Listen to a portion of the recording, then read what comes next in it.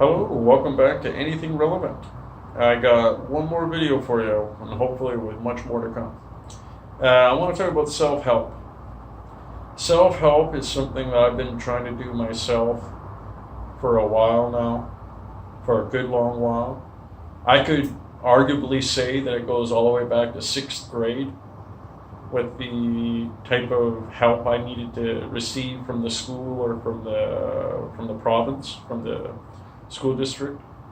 I've also, poured my mind into the minds of others and the experiences and past of other people to see how they got through it. We as a people, you can fall into I'm fine, or you can fall into I'm not good enough and I'll never will be.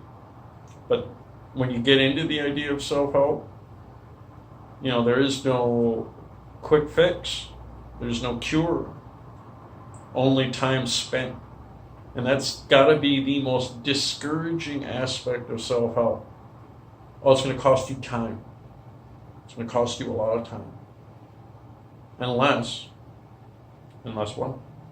Unless the stars align and you hear that message for the umpteenth time, but it finally clicks. But no matter how you want to talk about it, the currency for self-help isn't money. It's not anything but your own time. You want to get big like Arnold Schwarzenegger and build muscle on top of muscle on top of muscle like he did when he was in his 20s? Well, you ask him, how did you do it? He would tell you in response. He moved tons of material in very short order. He lifted weights a lot. And self-help's the same.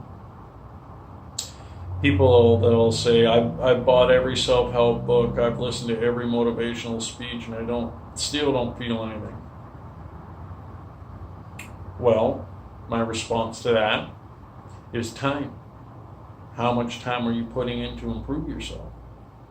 Are you changing your diet? I'm trying to do that myself right now. I've changed my diet, I think like 4 or 5 times in the last 15 years. So I'm changing my diet. I've worked out for the 3rd time this week, and I'm trying to build that up into some consistency. This is something that you got to toil away at. And the thing is that the only way you're going to see that progression is to look over your shoulder and remember the past and remember how you honestly would respond. And it feels like you're only growing in increments. I say that's true. If you're to change your house one little piece at a time, there's going to be a point along the way where it's undeniable that you're under construction. And then later on, it's undeniable that the house is now changed. That goes for you with self-help. So my answer to people that say they got all the books and they got all the motivational speeches is that maybe you're lacking knowledge. But it's one thing to hear people, but to be knowledgeable about what they're talking about. Having that knowledge of yourself, I've mentioned this in the past, think of anytime you get mad, trace that emotion down to the rock that it's connected to your core. Because that is what needs to be worked on, not the surface. So you need to gain knowledge of self if you're going to be going after all these motivational speeches and self-help. Because once you have more knowledge of yourself, learning from others is that much more easier. Then you realize what's useful to you, what isn't useful to you, what you already excel at, what you don't excel at. So by having the knowledge of self, you get to learn from others more effectively. So if you're afraid of the mirror, get less fearful of the mirror. Stand in front of it. Think about what you've done. Think about what you didn't do. This is part of that road. This is kind of going with the last thing. The more you know, the more you can understand. Because life is going to bring you trouble after trouble after trouble. So the more you know, the more you can understand. You have all that self-help. You have all that motivation. Now it's starting to get a little more clear with you because you're starting to see other living examples. Other people try and fail. Other people try and succeed. And you know yourself well enough. So now you can start to understand on a deeper level. I think that's the more important aspect, is the depth of your knowledge, the depth of your understanding will help pave the way of this self-improvement. But again, that requires standing in front of a mirror. So the purpose of discovery is going to help you to abuse yourself less. Because when you take the fig leaf away, and you take the curtain away, and you stand naked before the mirror, not literally, but you stand with no hiding, you're going to understand what it is that you don't like about yourself. You're going to understand where you got those opinions of not liking yourself for those reasons. You'll find out that those were imposed on you by someone else, and you just kept repeating it like a parrot. So the purpose of self-discovery is to learn how to abuse yourself less, to be more forgiving, but not in the scope of letting yourself get off scot-free on everything. That's a no-go. You hold yourself accountable, but you don't add any poison or venom to your self-discipline. You could say abuse. I'm not going to say abuse if you're doing it in moderation and doing it for proper reasons. Now it's discipline, not punishment. So, but then there's self-deprecation, where you punish yourself too much. You take more ownership of mistakes and expand upon the issue to show how it is that you contributed to that failure. That's just too abusive to yourself. It shows you, if you continually to do that to yourself, then you're going to live in a world where you're nothing but fault. Don't claim the fault of every mistake that happens in front of you, because you can somehow, 6 degrees of separation your way to it being your fault. Don't do that. That's trying too hard to please everyone else around you, to take all that abuse. You got to find that middle ground, that Goldilocks zone when it comes to owning up to what you've done wrong. And the healthy relationship in doing this is through self-discovery. And this one here is something that I struggle with. Nothing is perfect. When I see something from the outside looking in, and I don't have a lot of angles or exposure to see what I'm looking at, my mind will fill in all the blanks. And my mind loves perfection. So I'll make it perfect. And then let's say somewhere down the road, I finally earn my way into that room that I've been looking at from the outside. And it's not perfect. It's so mundane and disappointing. The disappointment of the mundane revealing itself when it's in contrast to my expectations has been disheartening pretty much a majority of my life. And it's led me to push hard on myself to be perfect in an imperfect world. And that's a lot of abuse for every failure. It's a lot of abuse. Then I decided to dial it down a little bit. I'm not perfect, I would say, but I'm aiming for it. The closer to perfection I get, the better I am, even with failure. If a perfect is 100 and I keep failing at 90, well, I'd rather fail at 90 than fail at 20. I'd rather pursue perfection and fall short than not pursue perfection at all and just have mediocre. That was like my second phase with this idea. Now, these videos are a perfect example of where I am with the idea of the world is not perfect, is that these videos are not perfect. My speed in speaking, my cadence, my enunciation, the words that I use might be misplaced. I don't care.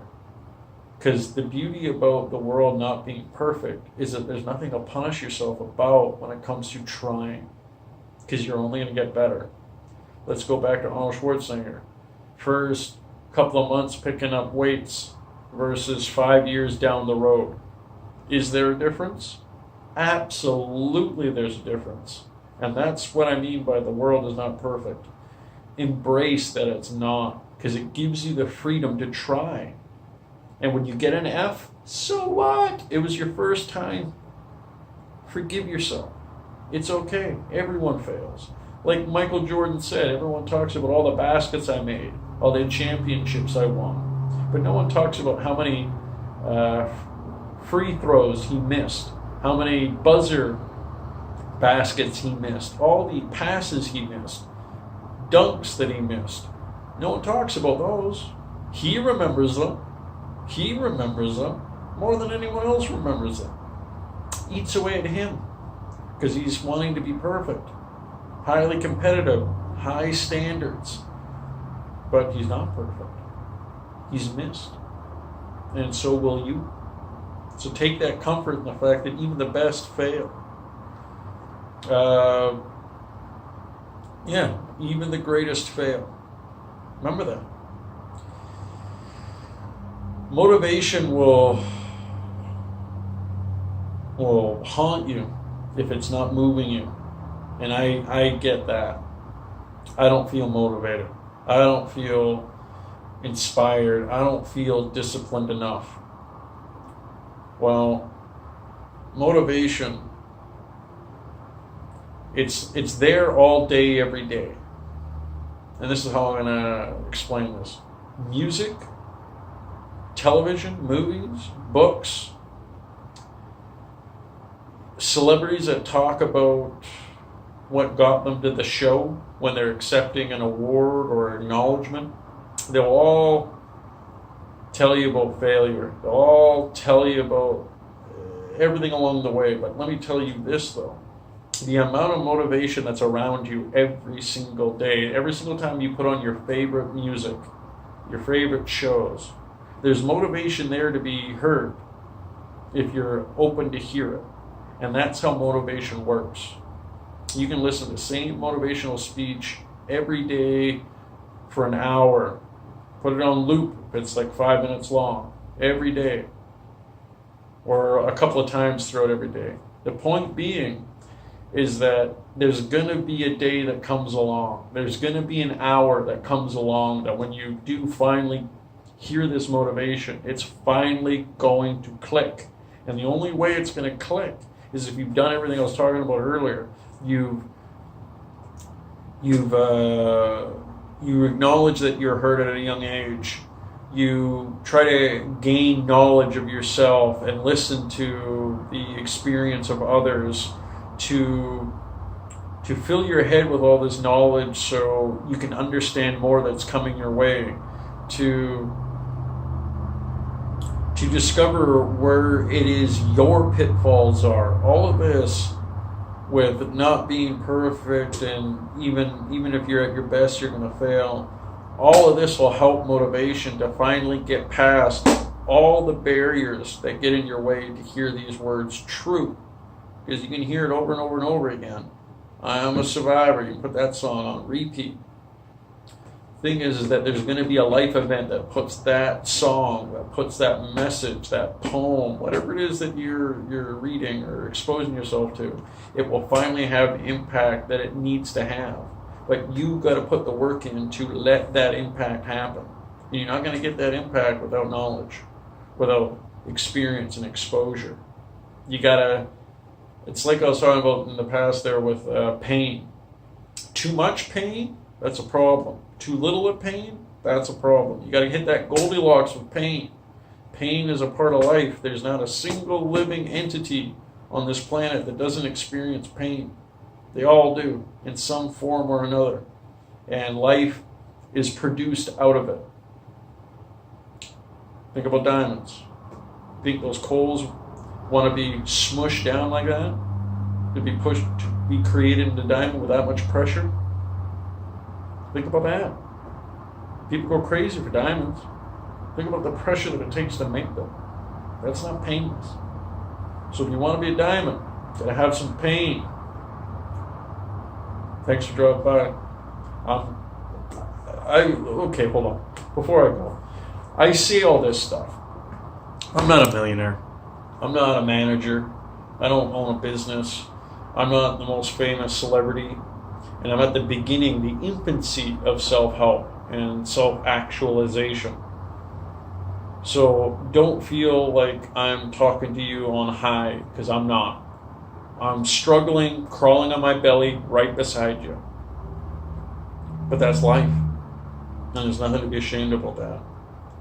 There's nothing to be ashamed of. It's how we're all going. And that's why we gotta marvel at the people that get up and start running while the rest of us are crawling. We gotta marvel at them. Quit tearing them down. We gotta stop tearing down people that succeed in life because they said something, or on the talking stuff. On the doing things, well, that's a different story. But we've got to stop tearing down successful people because we don't agree with them. We've got to marvel at them for, ask them their life story. What was your first 10 years like? And then you see where they're at now, you'll have the proper reaction, which should be amazement. I wanted to add that at the end there, so don't be discouraged. Nothing's perfect. And that is a gift, not a burden. Not a glib, gloomy view of life. The flaw to perfection, I find more beautiful. Think about singing. If you sing in every note perfectly, I'm going to say it, I'm a little more bored when it's closer to perfection with things like singing than when it's flawed and raw. When it's flawed and raw, I am way more moved by that type of singing. And that's far from perfect, that type of singing. But it's got unabashed love of self when it comes to that type of singing. They're not apologetic for singing in the fashion they are. Like Tina Turner, someone that I enjoyed a lot as a child. Her singing was unapologetic. And that's what I'm getting at by embracing the flaw. Appreciate and respect that even the greatest fail. And that will be the light that will lead you out of the darkness that you find yourself in. So now I'm going to log off. Thank you for dropping by. I think this was a great video. I hope you enjoyed it as much as I did. And I hope to have more for you as soon as I can. So have a good day. Bye-bye.